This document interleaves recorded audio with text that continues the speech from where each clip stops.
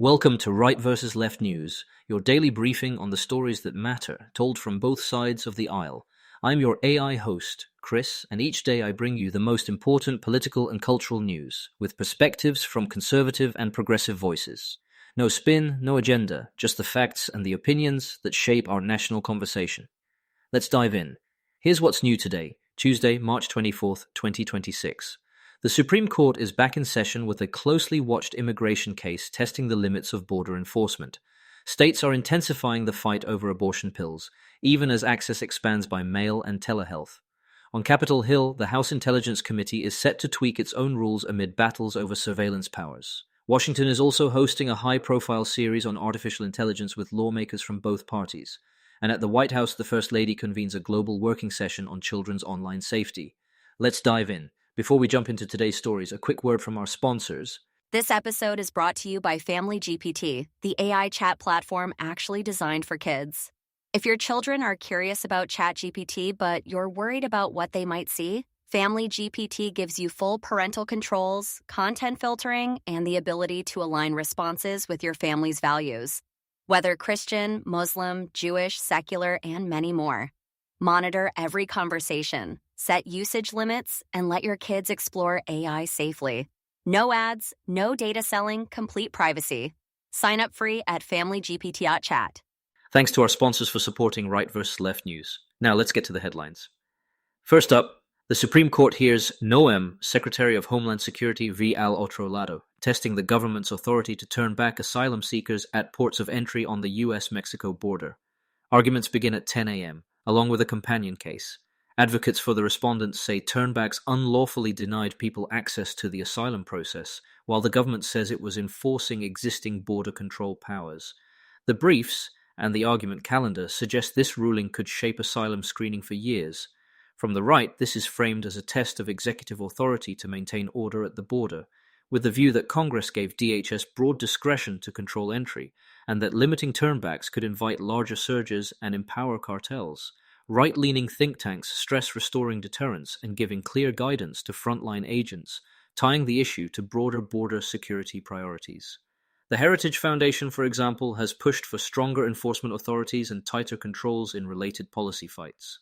From the left, immigrant rights advocates and many progressives say the practice violated federal asylum law, which requires processing people who present at ports of entry. Groups like the Center for Gender and Refugee Studies and the Center for Constitutional Rights stress due process protections and argue turnbacks forced migrants into more dangerous crossings. They see the court's review as a pivotal moment to reaffirm access to asylum.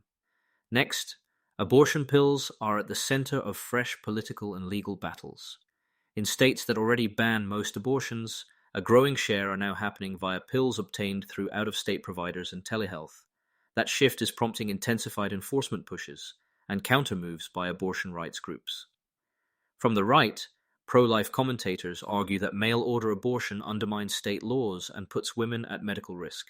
They're pushing for tighter penalties on vendors and prescribers who ship into states with bans, pressing federal agencies for stricter oversight, and backing legislation to block abortion by mail. From the left, advocates contend medication abortion is safe and increasingly essential where clinics have closed. They argue interstate crackdowns criminalize healthcare and violate constitutional and privacy rights. With pills now a majority of U.S. abortions, they say telehealth is a lawful, evidence-based option that expands access, especially for low-income and rural patients. Meanwhile, on the Hill, the House Permanent Select Committee on Intelligence meets this evening, 5:15 p.m. Eastern, to amend its committee rules. It sounds routine, but it lands amid bigger fights over surveillance and the next round of decisions on FISA Section 702. From the right, national security conservatives emphasize that 702-style foreign intelligence tools are vital and want stable, long-term reauthorization. Some even argue for a permanent renewal to avoid constant brinkmanship. At the same time, populist conservatives have pushed for tighter guardrails, especially to restrict FBI queries involving Americans, reflecting post-Russiagate concerns. From the left, civil liberties groups warn that prior reauthorizations expanded warrantless access to Americans' communications and want stronger protections or hard sunsets tied to reforms.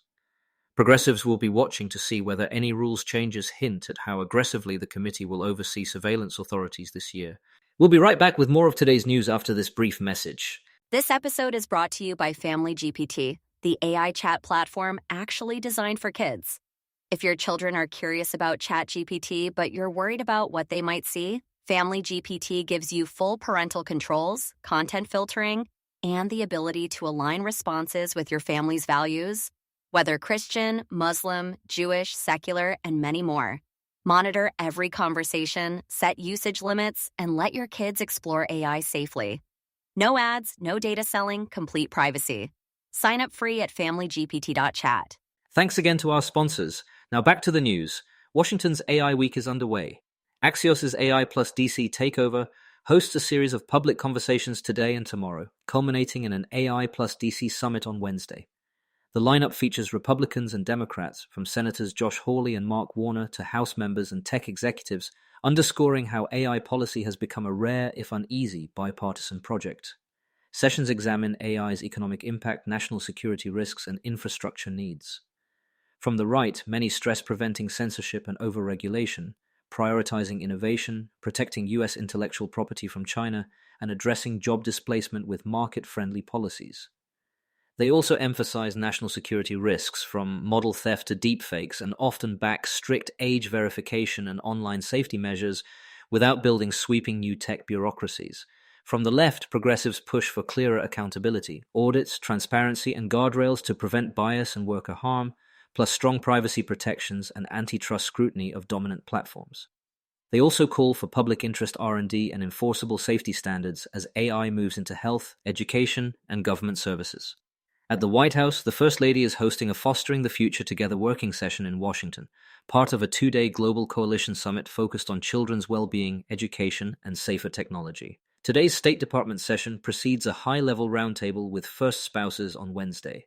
The agenda pairs online protections for kids with innovation in classrooms. From the right, many commentators welcome a focus on protecting kids online, supporting steps against exploitation, social media harms, and addictive design, while warning against handing too much power to federal regulators or Silicon Valley censors. The preference tends to be targeted enforcement and parental control tools over broad speech rules. From the left, progressives applaud international cooperation, but call for firmer standards on data collection, algorithmic harms, and platform accountability, arguing voluntary pledges aren't enough without enforceable safeguards. They also stress digital equity so safer, high-quality online learning reaches all students, not just well-resourced districts. That's the rundown. A pivotal Supreme Court border case, new flashpoints over abortion pills, a quiet but consequential rules session for House Intelligence, a bipartisan AI policy week, and a global meeting on kids' online safety. We'll keep watching how today's hearings and events translate into concrete policy in the days ahead. That's it for today's episode of Right versus Left News. Remember, understanding both sides isn't about picking a team, it's about being informed. Subscribe wherever you get your podcasts, and join us tomorrow for another balanced look at the day's biggest stories. Until next time, stay curious and stay informed.